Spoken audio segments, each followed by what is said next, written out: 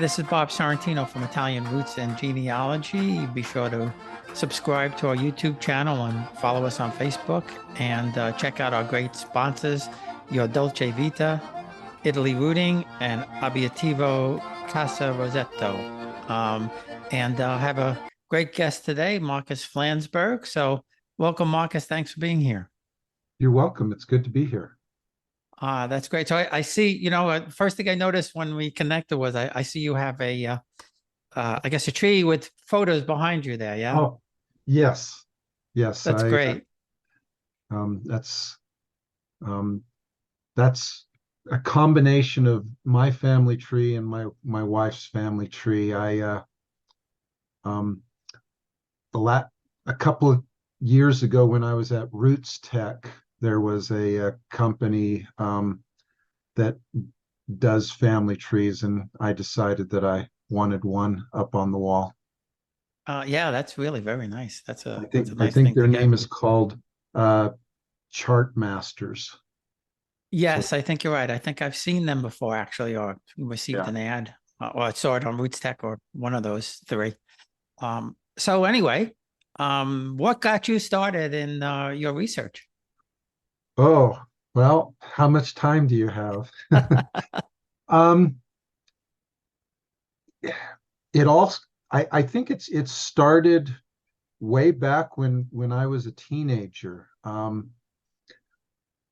I'm a member of the Church of Jesus Christ of Latter-day Saints, commonly known as the Mormons. And our church is very big into family history, as you probably know. Have you ever heard of a thing called a book of remembrance? I haven't, no.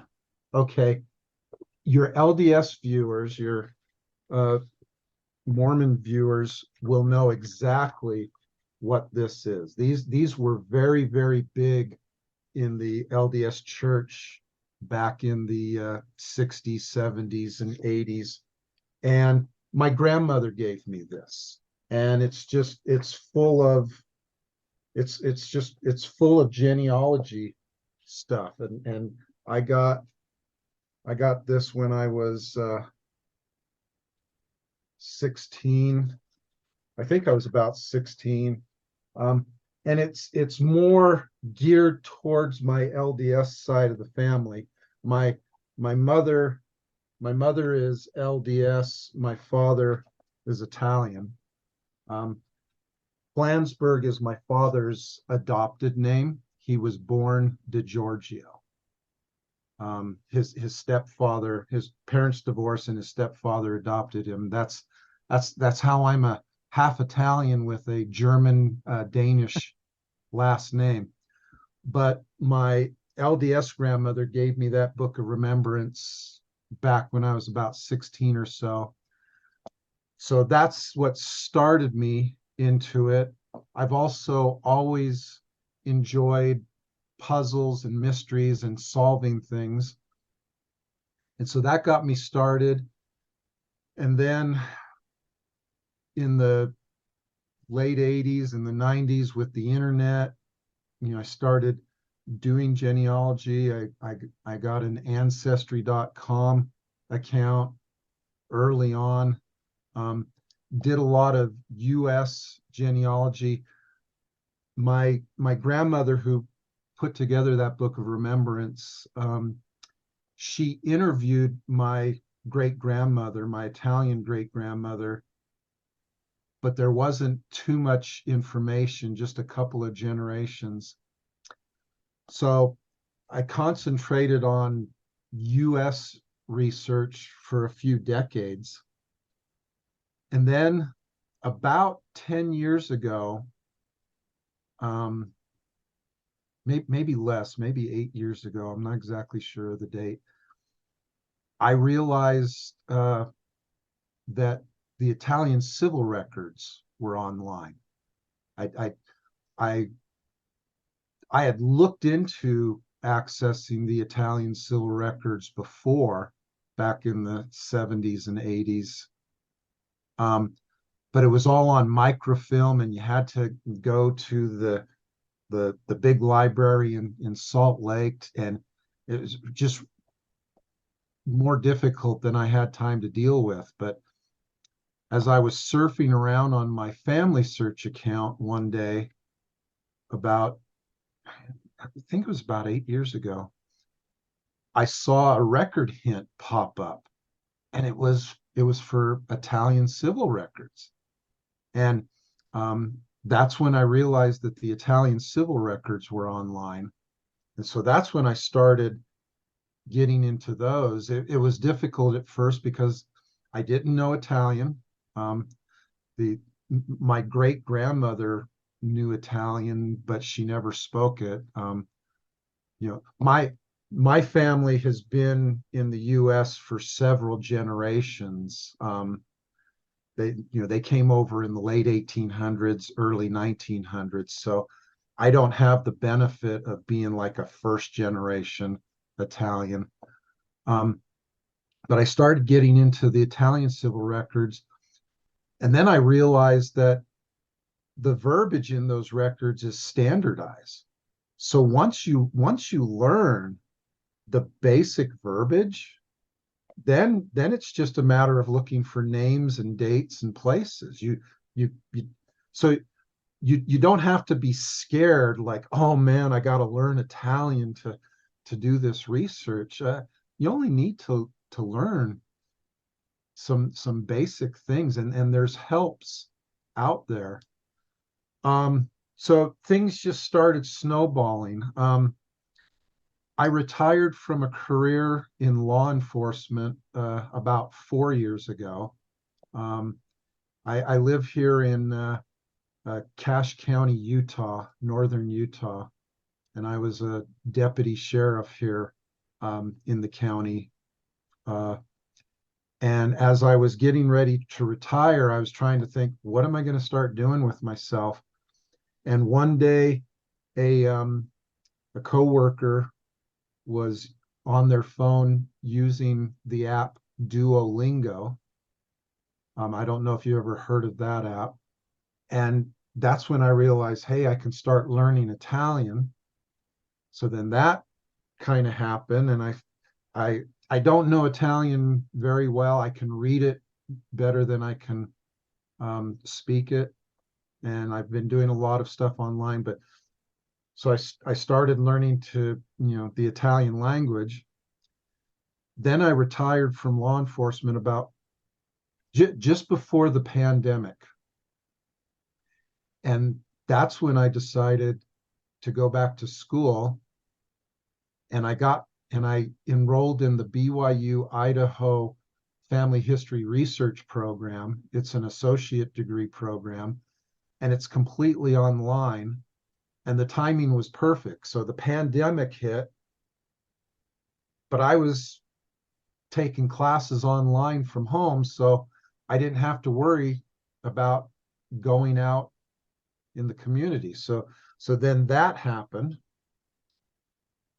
Then about halfway through my schooling, a teacher knew of my interest in Italian research, and she sent me an email she had from Family Search.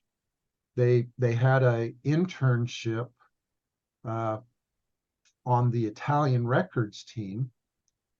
So then I applied for that and got it. So then I was able to spend a whole year working on the Italian records team on Family Search. And they're pretty much the people that have been organizing the records for Antonati. They've had a contract with the Italian government for about 12 or 13 years now. And they're doing it for free, and a lot of the people working on it are either volunteers or maybe a paid intern that's not getting much. And so that's why it's taking so long. So I was able to do that. I graduated back in April and started working on my accreditation. I'm currently working on my accreditation with ICAP Gen, the International Commission for the accreditation of professional genealogists, and I'm trying to get my my Italian accreditation. And then I think the big thing that got me into this was back in 2017 when I took my first trip to Italy. I was really fortunate.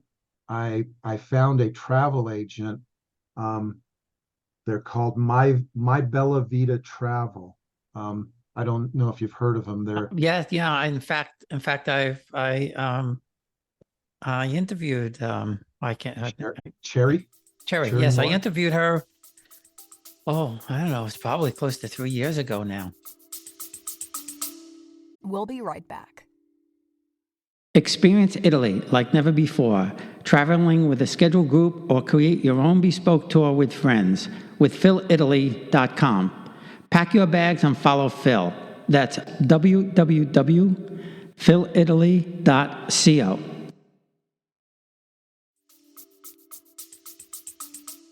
Well, she put together a package for me, and it was great because, you know, instead of going to the usual tourist trap type things, and don't get me wrong, I mean, Rome was wonderful. It's a gigantic museum. I love Rome. It's one of my favorite places to visit. But we had just as much fun going to one of my ancestral hometowns. And the tour guide went there a couple of weeks ahead of time and scouted out things. So as soon as we got there, we went to the town hall and searched records. At the town hall, one of the workers there went with us up to the cemetery to say, hey, yeah, the Carlomagnos, they're over in that area, and we found a long lost great grandfather. My great grandparents had divorced, and my great grandfather moved back to the town of Verbicaro. He remarried. We didn't know that he had remarried, and so we found his headstone and his second wife's headstone. And you know how they do that wonderful tradition of putting a picture of the deceased on the headstone. So I got a picture of him that I'd never seen before, and I got a picture of, I guess she's my step great grandmother. And so things like that have just got me going. I'm starting to try to build up my own business. It's slow. I live in the middle of Scandinavia country, northern Utah. Everybody, there's no Italians around here. I got to go to Salt Lake to the Italian American club meetings to meet up with Italians. I'm surrounded by Christiansens and Jensens and Andersons and Olsons and all these Scandinavians. So starting up my own business doing Italian genealogy is a little bit challenging, but it's growing slowly but surely. Well, maybe we could help with some of that. Well, So I do have a question about well, actually a statement, but I want to answer something else. I tell people the same thing when they say that making a trip to Italy, and I say you're going to your hometown, and a lot of them say, no, I don't know anybody. So I'm glad you brought that up, because I push that on everybody. You have to go to the hometown. That's where the action is, and you'd be surprised what you find when you get there. Oh yeah, and so I've made 3 trips to Italy now. I have ancestors in Abruzzo, in Caserta, Cosenza, and Reggio Calabria. And so far I've been to Abruzzo once, and I've been to Cosenza twice.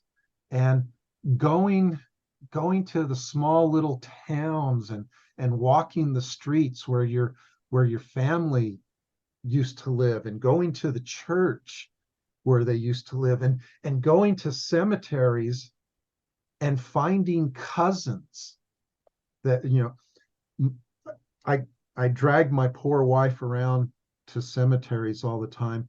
And what I do is I'll bring a camera and I'll just start taking pictures of anything that looks familiar, just kind of a shotgun approach. And then I come home and I slowly go through and research. And then, in that time, I find out, oh, this is a fourth cousin, 3 times removed, and I've got the picture off of that headstone, and then I can add it to Family Search and to Ancestry, and then other people can benefit from those pictures, and then because those pictures are out there and other people see them, they contact me, and then I contact distant cousins that I've never heard of before, and then I get information from them, and it's just a big, it turns into a big, wonderful snowball of finding information about my family. Wow, that's great. So, And I've interviewed several people from Family Search. Boy, I think it's probably at least, I think 4, about the process and some of those things. But I want to go back to the Book of Remembrance for a second. oh, Is that yeah. only like a family tree, or they actually put in? Is it actually like things that people did, their So jobs, what they were like? it's totally customized. It's so you would do it for your individual family. So my grandmother, she put in biographies of some Wow. of my ancestors, Yeah, pictures. I've got it's one amazing. third great grandfather who was a Mormon polygamist, and so things Only like one? that. Only one? Well, on my mom's side of the family, well, see, that's the thing. On my mom's side of the family, it's LDS all the way back to Kirtland, Ohio, and to the beginnings. So how far back does that book go? Um, well, um, on my mother's side of the family, it's been researched. So you can see this is the original Wow. family tree. Hmm. And up on top, that's all my side of the family. But then on the bottom, you can see that it was researched very well. And then even on to the back. So technically, on my mom's side of the family, we have one line that is back to Adam and Eve. Now you got to take those with a That's grain right. of salt. Yes. Basically, if you can trace your family tree back into royalty, a lot of those royal families, they put together pedigrees that tied into famous biblical lines and stuff. So I can show that I have one line back to Adam and Eve. I'm 100% sure that somewhere along the way there's a mistake in there, and it's probably not accurate. But it's fun to have in the It's book, fun. Yeah. Yeah. just to look at and stuff. So Uh, you've got some royal. well, yeah, Valuable. I was going to say that. I was going to mention that, as I was going back, I started getting the same thing and getting back to, you know, some people in Rome and, Caesars and things like that. But, I take all of that with a grain of salt. Yes. I treat everything like prior to maybe, I don't know, 700 AD as kind of with a grain of salt, because yeah. it's the records. I mean, a lot of it's guessing, a lot of it's, composite people like Ragnar, for example. Theoretically he's real, or some people say he's real, but then others people say he's a composite of several other people. And Sure. I definitely trace back to Rollo, the Duke of Mhm. Normandy, that I have. But he wasn't really, as they should portray in the show, he wasn't Ragnar's brother. Yeah. In fact, they came from different times. So uh So now and since one other point about that, a lot of people say, well, everybody's related to Charlemagne and everybody's related to this guy. And I said, yeah, that's true. But to find the link, is the interesting part to me, and that's what I was able to find. Well, now you bring up Charlemagne. One of my lines that I have documentation back to the 1620s is the Carlemagnos. Mhm. And Carlemagno is Italian for Charlemagne. So I got a pretty good chance. Well, there's other ways you could get that name, but yeah. So in Verbicaro, I'm related to the Carlemagnos all the way back to the first Carlemagno in Verbicaro, who was Paolo Carlemagno, and he came from Lauria. He must have been a rich guy because the poor people didn't get That's right. around. But he came to Verbicaro. I've got the marriage certificate. He married a local young lady, and about 6 months later they had a child. So you can do the math on that one. And he he stayed in Verbicaro. Verbicaro is in Cosenza. It's just up the mountains between Scalia and Diamante. And Paulo, he came from Lauria, which is about an hour drive north of Verbicaro. So yeah, so a book of, back to your original question, a book of remembrance can have anything that you want to put in for your family. So my grandmother, she did this back in the mid 80s, typed it on an old typewriter, um, made photocopies of things, and put it together for each one of her grandchildren.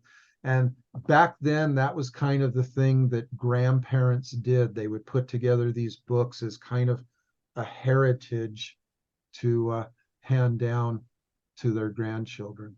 Wow, I mean, that's fantastic. That's really fabulous. I And mean, and I was lucky because, with my dad's mom, all of these people are documented in the Libro di Oro and the nobility of Naples.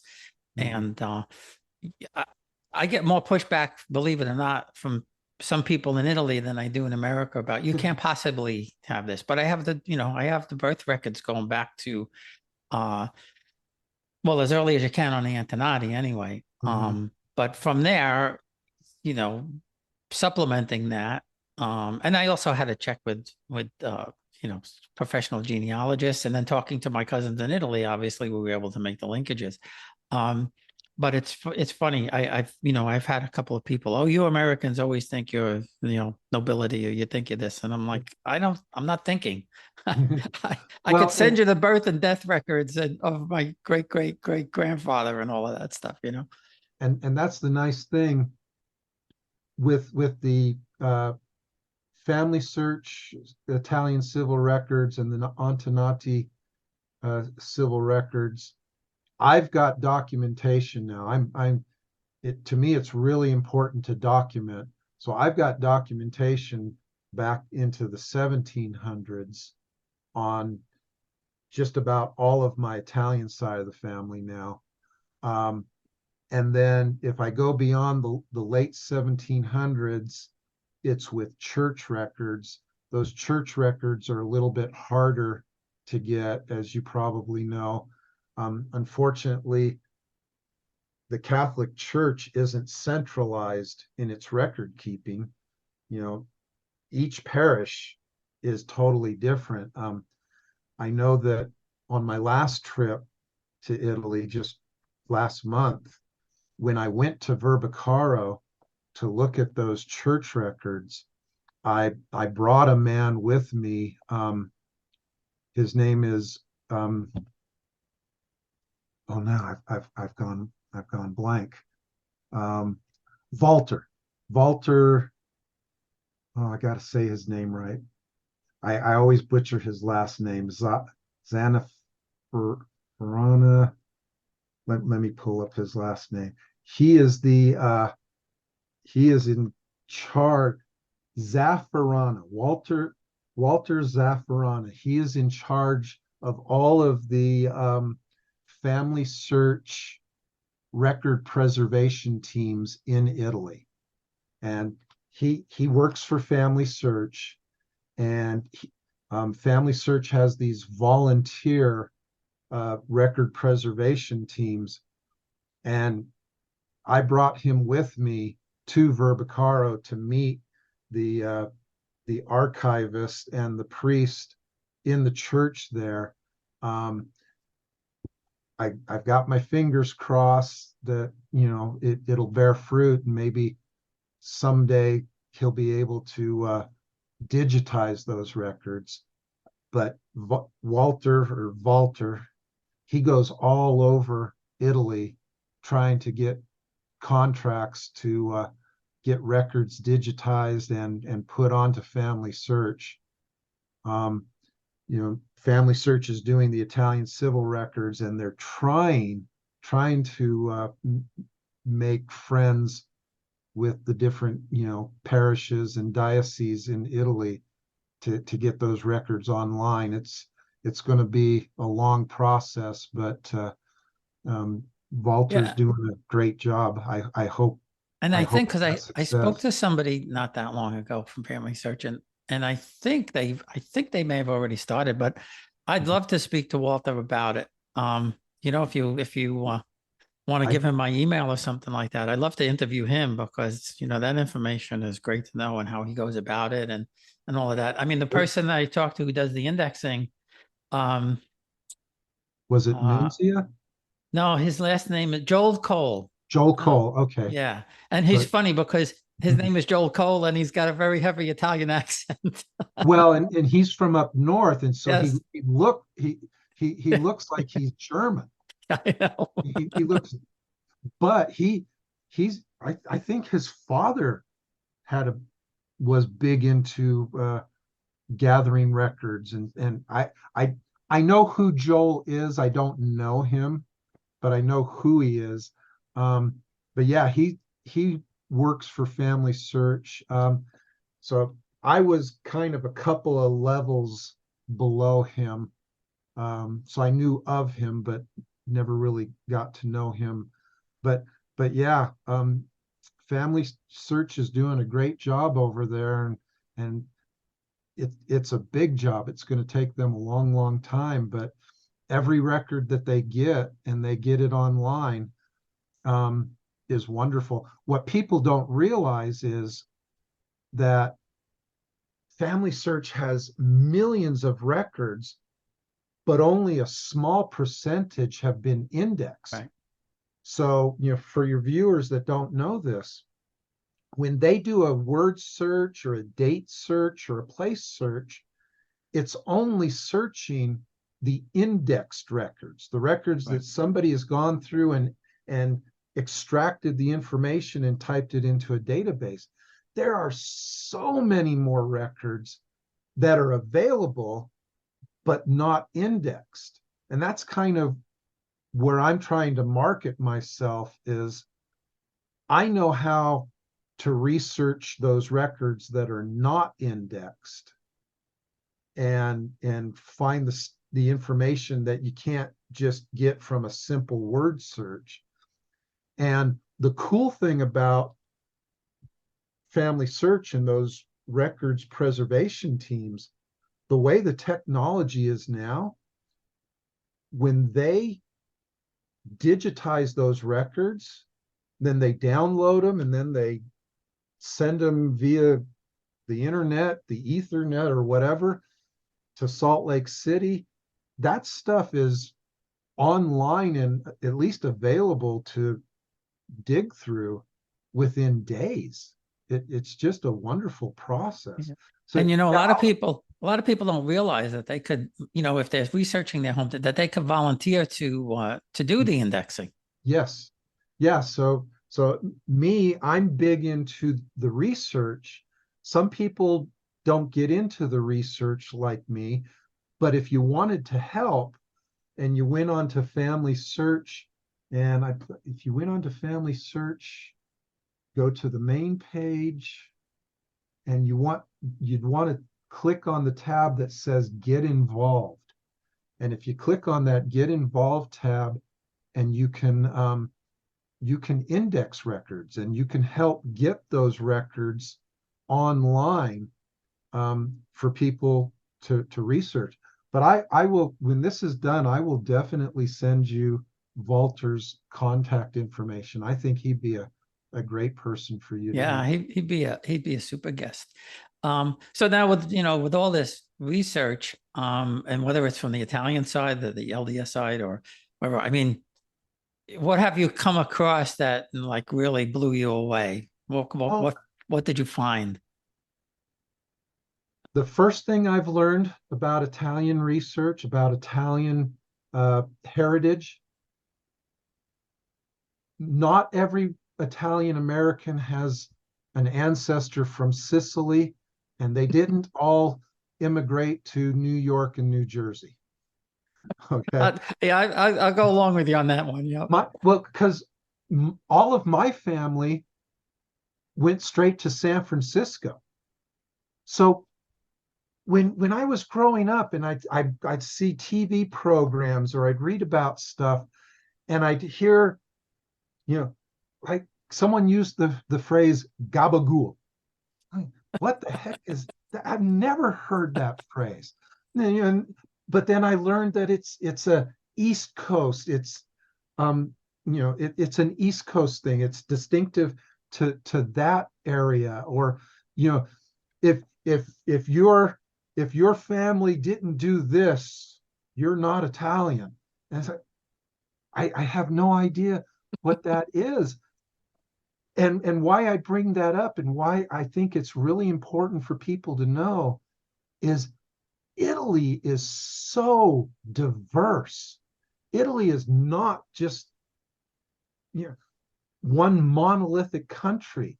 And so when you're doing your research, you're going to need to learn a little bit of the history for your ancestral hometown or ancestral area, because um, the languages can be different from town to town.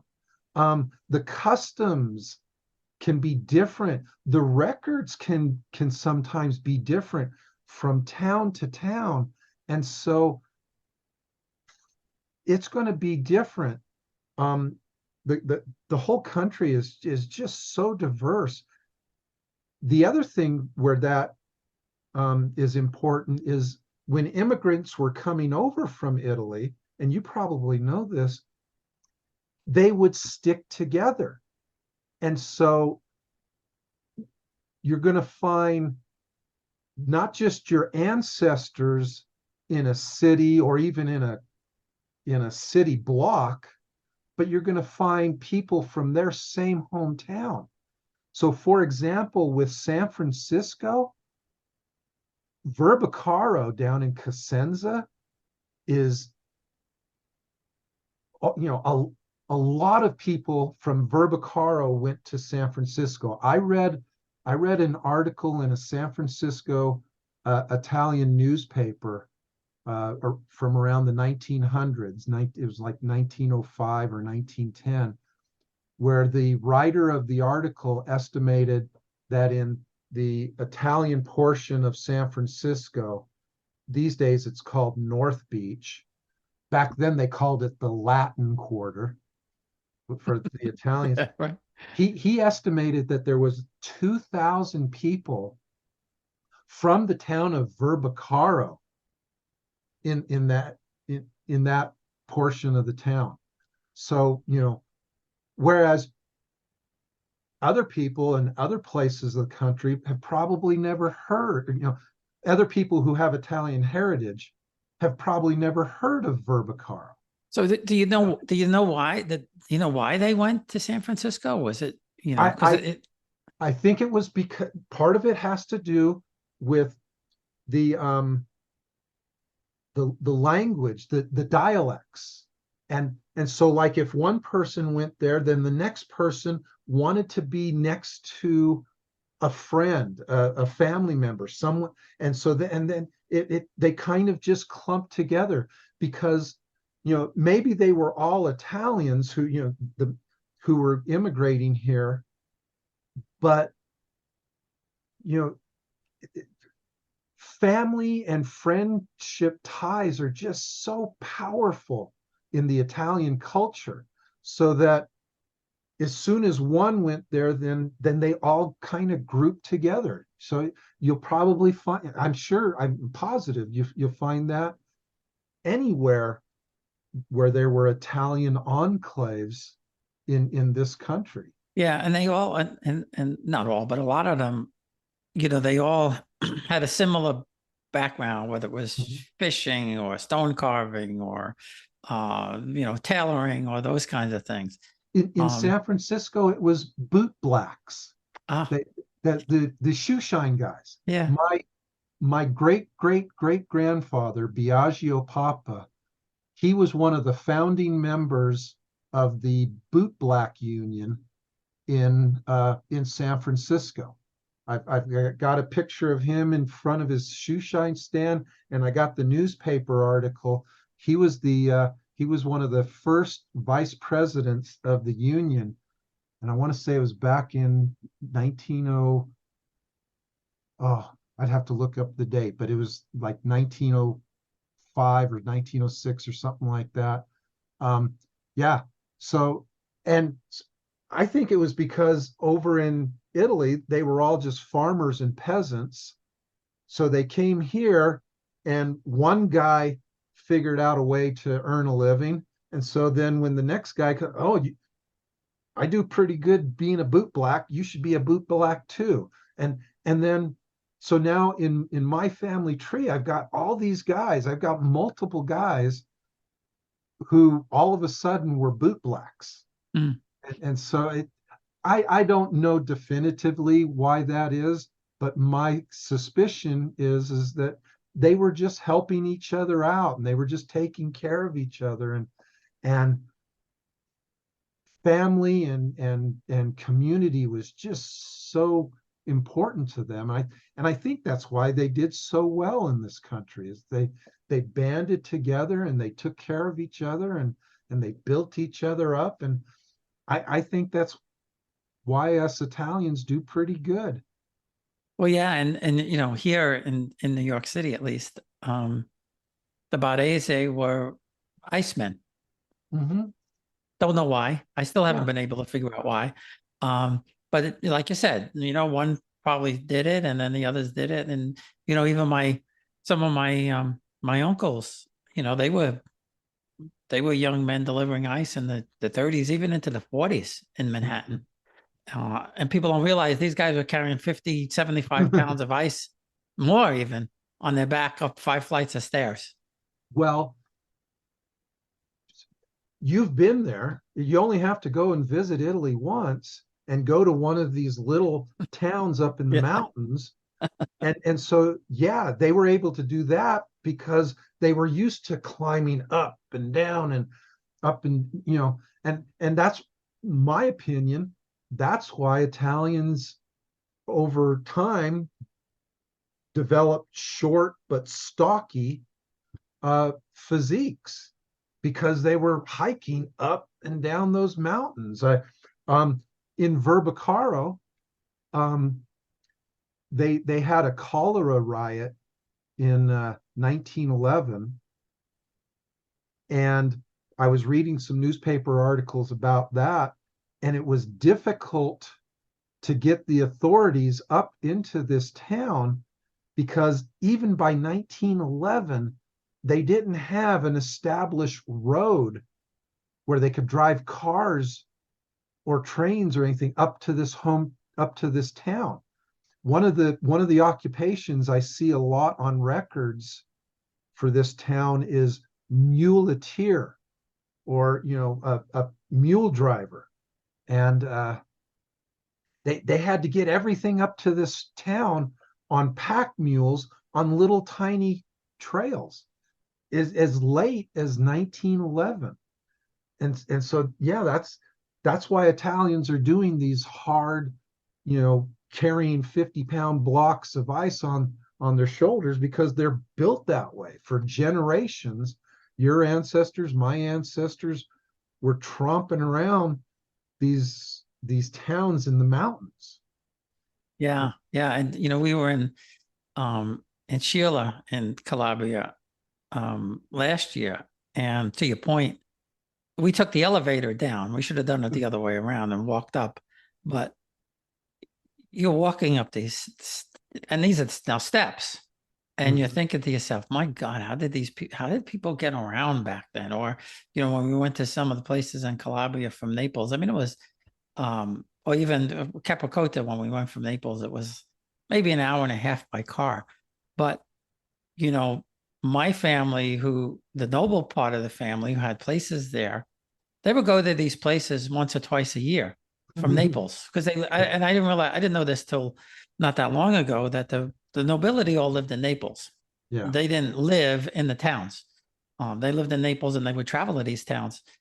And I'm thinking to myself, in the 1800s, 1850, 1860, this must have been a monumental trip every time they went to one of these mountain towns. Yeah. I mean, the people who worked there and lived there and farmed and did all that, they didn't, like you said, they didn't go anyplace. Yeah. But the people who had money, they moved around. And that's one of the nice things about doing the research is you can trace your line back multiple generations in this town, and it's all in the same town. Now you got to be careful about the names, because you're going to find multiple people with, you're going to find multiple Giuseppe Carlamagnos or Biagio Papa, and so you got to be careful to distinguish, one from the other. But that's why the records are wonderful, because in order to distinguish people, they often included, Biagio Papa, son of Gaetano. Yeah. And so sometimes you can find records that will give you 2 or 3 generations worth of information. And so the other thing I love that I didn't know about Italian research, I love how the Italian women keep their maiden name throughout their life. If you do American research, you're going to be working with census records, and you're going to find a woman on the census record, and you're going to find her married name, but you're not going to know her maiden name. Right. And sometimes it's going to be really hard to find those maiden names. Italian research is great. The women kept their maiden names. So birth, marriage, and death, that makes it so much easier.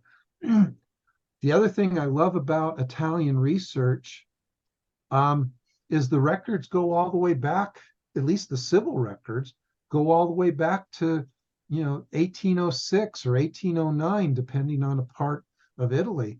In the US, there's some states that didn't start keeping like birth records until 1900. So I'm to the point now where excuse me, where I prefer doing Italian research over US research, because the birth, marriage, and death records are just very plain and simple, and all the way back to the early 1800s. And then you get those processetti or allegati, those marriage application packets where you could have information that takes you back into the 1700s.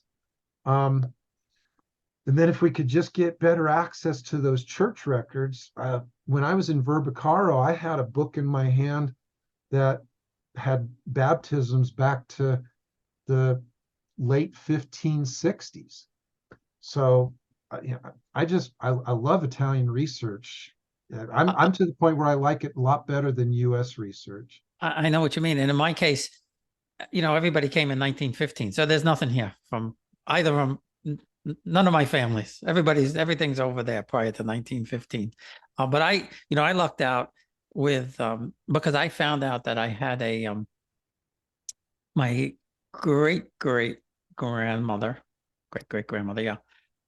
She was from Switzerland. Oh. And but she married, an Italian in Naples.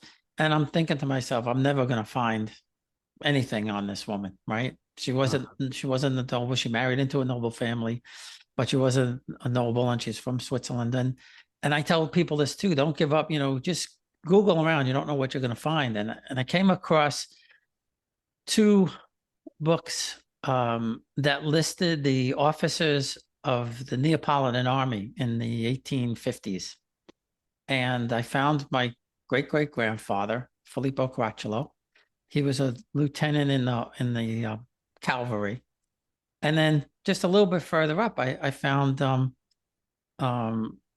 Bernardo Moore, same spelling as my great grandmother, because I had that record. So now I go back to the record and I see that matches that, and I'm like, wow. And so it said he was a captain in the Swiss Guard. Okay. And so now that confused me, because you always see Swiss Guard right away, you think about the Pope, right?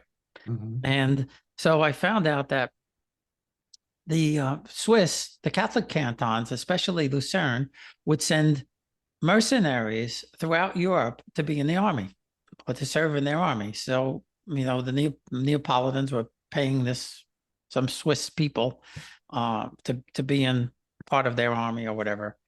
Um, and so I just said, Swiss ancestry, help me with Swiss ancestry on Google. And I found the website, and they said, write us in um, German, English, or Italian, and we'll see if we could help. So I said, my grandmother, or my great grandmother, or great great grandmother was Elisa Moore. Her father was Bernardo Moore, and they sent me a link to it. Probably there were, I'm going to say, 20 or 25 families in Lucerne, going back from the 1800s back to the 1300s, Yes. that were either the mayors or somehow government people, and they had links to handwritten uh, family trees going back from when my great great grandmother was born, someone back to 1600, someone back to 1500. Yeah. I think one may have even gone back even further, all handwritten in Latin, by the way. Oh yeah. Uh, but it was like mind blowing to be able to find this. So there's a family called Amrine, which I'm part of, and I found somebody from there. I contacted somebody from there, and he actually sent me a photo of my second great grandparents, two family names with this crest on it, both families. And that confuses me a little bit, because, the Swiss didn't have nobility, but somehow they must have had some kind of designation. Uh, and in Latin, again, the two names, the date they were married, and the two family crests side by side. So, Yeah. that's why I tell people, when you're doing your research, sometimes walk away for a little while, Yes. clear your head, you'll come back, and somehow, somewhere, somebody up there is going to make you find what you're looking for. Yes. Yes. Because I'm a true believer in things don't happen by accident. Well, yeah. Um, in the LDS church, we call that the spirit of Elijah. Yeah, but I definitely believe in that. I've had some really miraculous finds. Part of my schooling at BYU Idaho, I took a DNA class. I know just enough about DNA research to be dangerous, um, but I've been able to solve one of my Italian lines down in Reggio Calabria with the help of some DNA research. I had a great grandmother who was born um, Padre in Certo. I can't remember how to pronounce it. Basically, father unknown. Um, but when she came to America, she hung out with this guy that she always referred to as her brother, but with the different last name. Her last name was Garefa. His not last name was Zapia. And after taking this DNA class, I got looking on my ancestry DNA tree, and I found some Zappia names that were matches, and I got a hold of the people, and through process of elimination, they knew who their grandfather was, and so it allows me to theorize that he is that father unknown that and so now I was able to solve that one with DNA. But that just kind of all fell into place a little too nicely for me to call it coincidence. Yeah, no, I know exactly what you mean, and I've heard, several stories, like that, and um, it's just so interesting. It just blows my mind. I know. There's only a handful of us in the world that like to do this kind of stuff, but it's fun. Well, So, go ahead. yeah, go ahead. Go ahead. Well, I was going to say, here in Logan, Utah, I volunteer at the local family search center, and we see that happen all the time. People come in, and I volunteer on Fridays, and I have people come in and sit down with them, and they've been looking for a clue for years and years and years, and they just happen to come in on the day that I'm there, and they just happen to need help with Italian research, and I'm the only guy in the center who does Italian research, and we find something for them and solve a mystery. And it's just, I I think our ancestors are very much aware of us and very much want to connect with us, and I believe that they help us. I don't know how to explain it, but there's just way too many coincidences that happen for me to just call it a coincidence. Yeah, no, I agree. I agree 100%. And the start of my book, I say that there is some kind of intervention there that guides us along the way, and some of us, I believe, are chosen to do that because not everybody wants to do it. So before we go, my last question, and this kind of segues into that. What advice do you give to somebody just starting out? Okay, I'll kind of go through the steps, and you probably know all of this. First thing, gather what you have and find some way to organize your information. You can get a free account on Family Search. You can get a paid account on Ancestry.com. There's other programs out there like Ancestral Quest, Roots Magic, Legacy Tree. Start organizing your information, and then before they die, interview your grandparents. If you're fortunate enough to have a great grandparent, interview them, ask them questions, get the stuff, and record it. I know down at our family search center, we have a room where you can reserve it, and you can bring people in. You can bring your grandparent and sit them down and video record the conversation, and then we give you a copy of it. Record that information, and I know you're aware of this. The big thing you're looking for is trying to figure out that hometown, because there's tons of records out there on Antenati and Family Search, but it's like finding a needle in a haystack until you figure out that hometown. And once you find that hometown, then it's time to jump over the pond and start doing the Italian research. Also, I would tell people, don't restrict yourself to just your immediate family tree.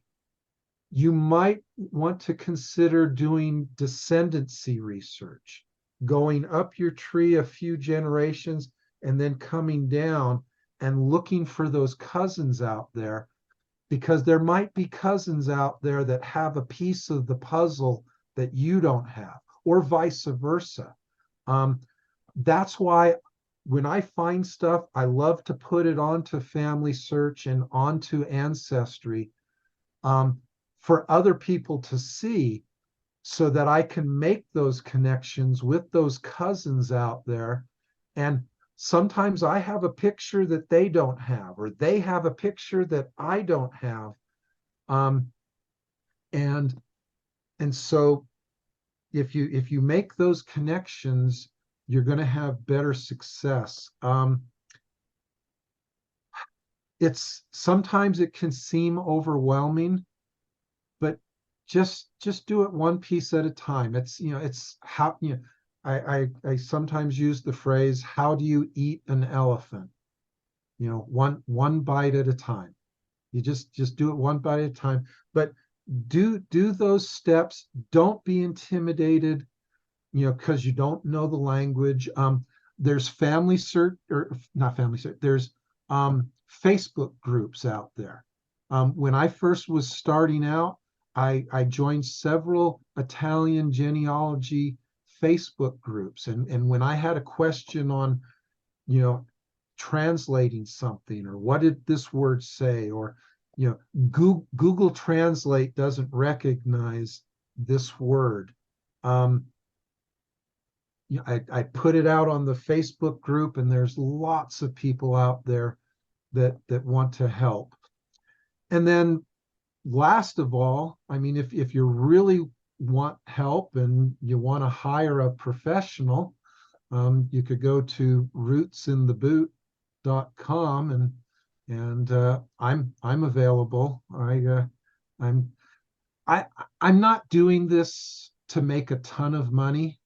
I remember years ago, as a young man, I was a scuba diving instructor, and I never made a ton of money, but I usually made enough money to pay for my trips and my equipment.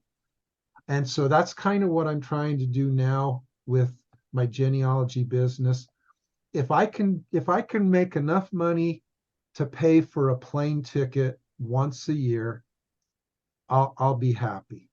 And so, I know I know exactly what you mean. Yep. Yeah. yeah, and so, I know that I'm not going to be making tens of thousands or hundreds of thousands of dollars, but if I make a few bucks and pay for that plane ticket and pay for that rental car, and if I can go to Italy on a business trip once a year, then I'll be happy. And so I'm available, if you need a little bit of help. Well, that's great. That's perfect. I'm going to make sure we put the links out there. Yeah. Well, this has been a lot of fun. I really appreciate you taking the time, and we'll be sure to get the message out there. Well, thank you. I appreciate the opportunity.